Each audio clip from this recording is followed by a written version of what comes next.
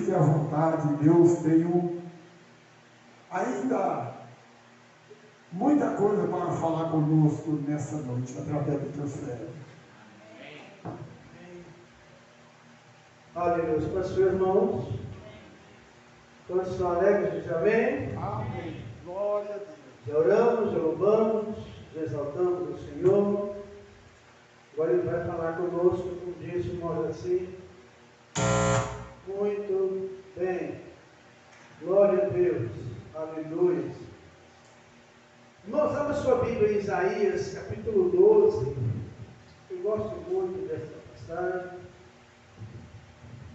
Isaías, capítulo 12. Quem achou, diga amém. Isaías, capítulo 2.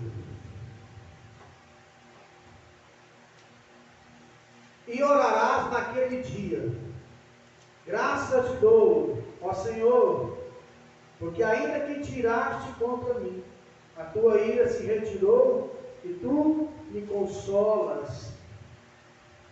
Eis que Deus é a minha salvação. Confiarei e não temerei, porque o Senhor, Deus, é a minha força e o meu cântico. Ele se tornou a minha salvação. Vós com alegria tirarei a água das fontes da salvação. Direis naquele dia: dai graças ao Senhor, invocai o seu nome, tornai manifestos os seus feitos entre os povos. Relembrai que Ele, que é excelso o seu nome. Cantai louvores ao Senhor, porque fez coisas grandiosas. Saiba-se isto em toda a terra. Exultem e jubila, ó habitantes de Sião, porque grande é o Senhor, o Santo de Israel, no meio de ti. Podemos assentar. Glória a Deus. Irmãos, a palavra do Senhor, ela não nos deixa muita dúvida. Eu quero falar com você de algumas coisas que encontramos em Deus. Eu sei que você vai falar, mas nós encontramos tanta coisa boa em Deus. Deus é bom. Deus não é maravilhoso? Deus é maravilhoso em todo tempo. Mas quando eu passo a servir ao Senhor, quando você passa a servir a Cristo, algumas coisas acontecem. A Bíblia diz que a fé vem pelo ouvir pela palavra de Deus. Você ouviu a palavra de Deus, a fé entrou no seu coração.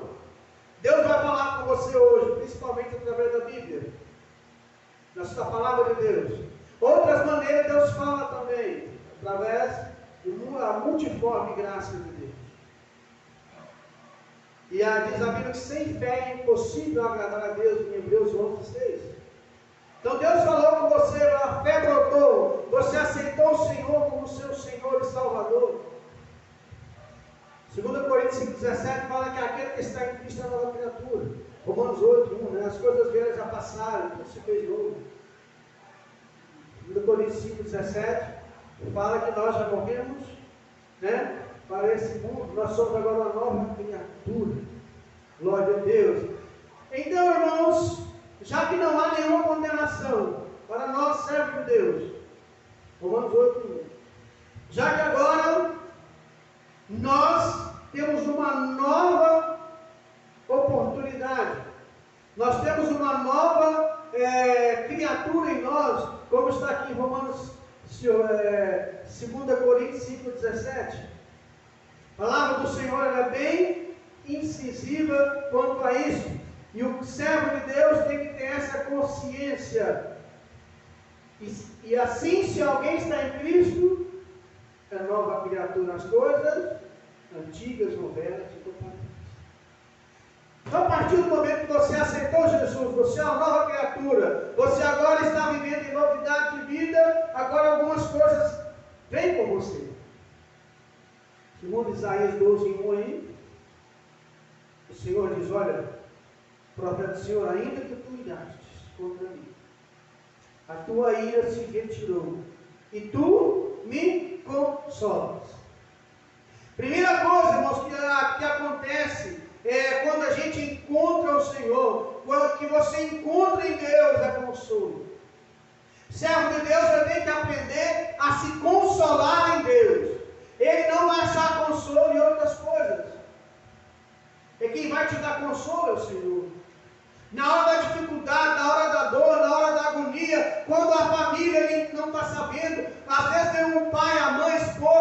filho, ninguém sabe. É só você e Deus, lá pela madrugada, você chorando e lamentando. Essas lágrimas é o consolo que você tem e você encontra no Senhor.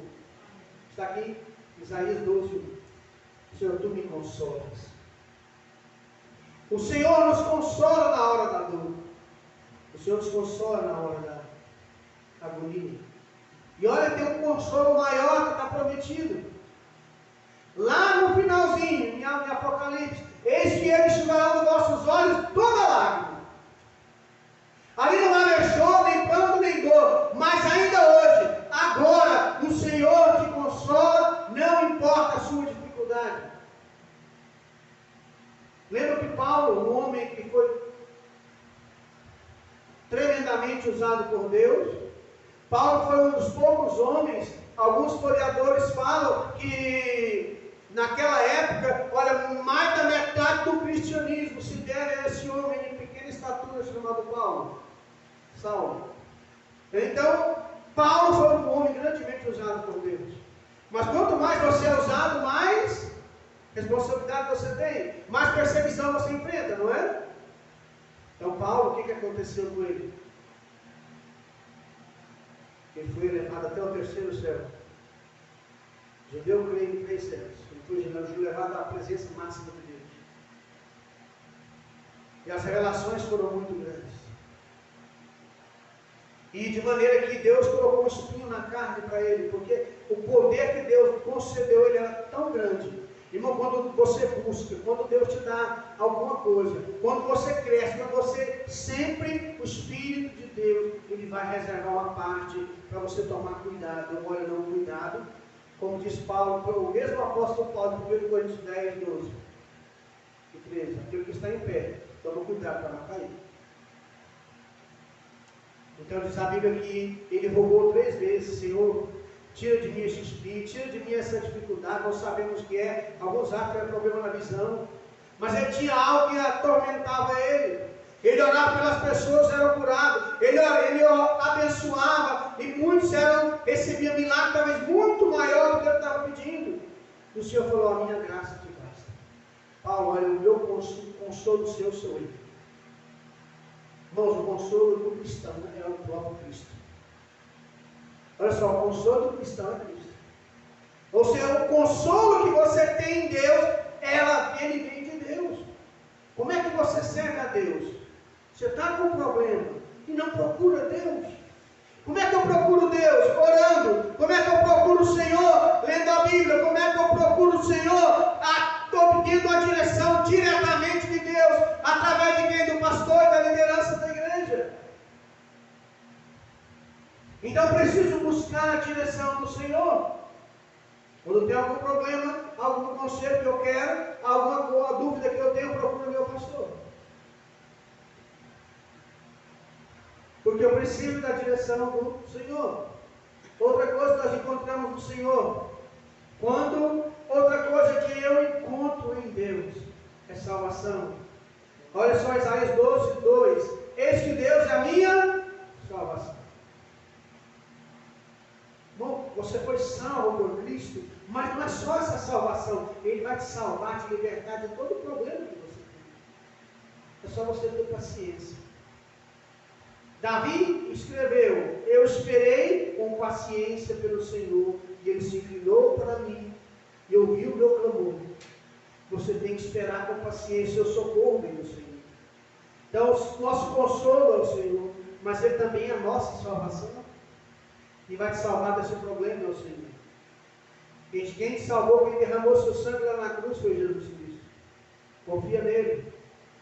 Confia nele na hora da dificuldade, Ele vai te socorrer. Outra coisa que eu encontro em Deus é confiança. Mesmo verso 2. A minha salvação vem do Senhor. Deus é a minha salvação. Confiarei e não temerei. Olha, confiar e não temer. Não é dizer que confia, confiar. Não é dizer que você confia no Senhor, é confiar nele. Você confia em Deus? Conta essa história que um homem muito habilidoso, ele era muito bom equilibrista, muito ele andava sobre, circo antigamente tinha muito isso, talvez até hoje não tem. Esticava um cabo de aço de um lado para o outro, assim, e ele caminhava e passava. Um dia convidou todo mundo, tinha um despenhadeiro de um lado para o outro, tinha uma grande ribanceira embaixo, ele esticou o fio de um lado do barranco até do outro lado e perguntou: vocês acreditam que eu posso passar aqui empurrando esse carrinho? Acredito. Todo mundo levantou a mão. E já vi ele fazer isso muitas vezes. Já que se você acredita, entra no carrinho. Quem levantou a mão? Eu acredito. Ah, isso já fez muitas vezes, mas comigo não. Irmãos, eu creio que Deus vai me abençoar. E eu vou entrar no carrinho, porque eu sei que Deus vai. Ele nunca vai me abandonar. Já leu Hebreus 13, 4, 5? Lá diz a Bíblia no versículo 5: eu jamais te abandonarei, eu nunca vou te deixar. Isaías 49, o Senhor fala: eis que na palma da minha mão escrevi o teu nome. No meio do livro do profeta Isaías 49, está escrito: olha, pode uma mãe esquecer do filho que acaba de dar à luz, mas ainda que ela se esqueça, eu todavia não me esquecerei de ti. Eu tenho que confiar no Senhor. O que está em Hebreus 10, 35? Não lanceis fora a sua confiança, ela tem muito galardão. Sabe o que você sabe o milagre que você está procurando? Você vai encontrar quando você confiar no Senhor. Quando eu confiar no Senhor, é eu entregar o meu problema para o Senhor. O meu problema é esse aqui. Está na tua mão, resolva. Aí você pode dormir descansado. Porque Ele vai resolver no tempo certo. Então confia no Senhor. Olha só, eu gosto quando a Bíblia diz aqui no versículo 2: Deus é a minha força e o meu cântico. Deus não é, Deus não me dá força. Aqui diz que Deus é a minha força. Ele não vai me dar força, a minha força é Ele. Tá? Deus não vai me dar força, a minha força é Ele. A força que você tem, irmãos, é Deus agindo na sua vida. Eu estou passando por uma luta. Deus quer fazer dessa luta que você está passando o meio de te abençoar. Deus quer fazer que você, assim como Pedro, caminhou por cima das águas. Ele quer ver você caminhando por cima das águas. Ele quer ver você caminhando por cima desse problema. Para isso precisa de confiança. Para isso você tem que fazer de Deus a sua força. Você tem que passar dias orando, buscando ao Senhor. Você tem que estar clamando ao Senhor. Você tem que estar de joelho dobrado. Você tem que estar com o joelho dobrado o tempo todo, clamando ao Senhor. Você tem que buscar socorro em Deus. Porque quando eu tenho certeza que Deus é meu consolo, minha salvação, quando eu confio nele, quando eu sei que Ele é a minha força, só tem uma coisa para acontecer agora. Versículo 3: vós com alegria tirarei água das fontes da salvação. Direi naquele dia: dai graças ao Senhor, invocai o seu nome, cantai louvores ao Senhor, porque fez grandes coisas, coisas grandiosas. Verso 6: exulta e jubila, ó habitante de Sião, porque grande é o Senhor. Eu posso me alegrar. Ele me salvou, Ele é a minha força, eu confio nele, Ele é o meu consolo, então eu vou me alegrar no Senhor. E Paulo diz aos Filipenses 4:4: alegrai-vos sempre no Senhor. Só alegria tem que ter em Deus. Eu não posso servir ao Senhor e ser uma pessoa triste. Eu não estou falando, irmão, de que você vai estar sorrindo o tempo todo. Ser uma pessoa alegre é ser uma pessoa, aquela que é otimista, aquela que está sempre de bom humor. Então eu sei que vai ter momentos que você vai estar para baixo, você vai desanimar, mas você tem que naqueles momentos usar, como diz Paulo aqui em Romanos 12: oferecei, pois, a Deus um sacrifício racional. A sua fé é racional. A sua fé, talvez você pode achar, sem fé é impossível agradar a Deus. Olha, irmãos, a fé eu não posso vê-la, eu não posso tocá-la, mas a minha fé, ela não é cega, a minha fé é uma fé inteligente. Para isso eu tenho que ler a Bíblia, Romanos 12. Eu preciso oferecer um culto racional a Deus. A minha fé tem que ter inteligência. Olha, se eu estou triste, eu vou me perguntar, por que eu estou triste? Jesus me salvou. Ele está no controle do meu barco. Eu não preciso me desesperar por nada. Pode ser situação financeira, problema de saúde. Se você confiar no Senhor, você vai ver o milagre da sua vida. Mas assim isso aqui hoje, eu estou vivendo amanhã. Por quê? Porque há alguns anos atrás, há 25 anos, 28 anos atrás, muitos acharam que eu não ia chegar até aqui, viu, irmãos? Muitos acharam que ele ia ficar pelo caminho. Infelizmente, muitos irmãos dele mais jovens do que ele foi embora. E ele está aí.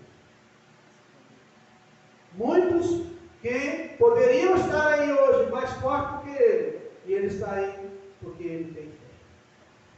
Se você tem fé, irmãos, se você faz do Senhor a sua força, se você faz do Senhor a sua salvação, se você faz do Senhor a sua confiança, então você tem que ser um crente alegre, contente, abençoado. E o problema que você tem, coloca na presença de Deus. Vamos ficar em pé.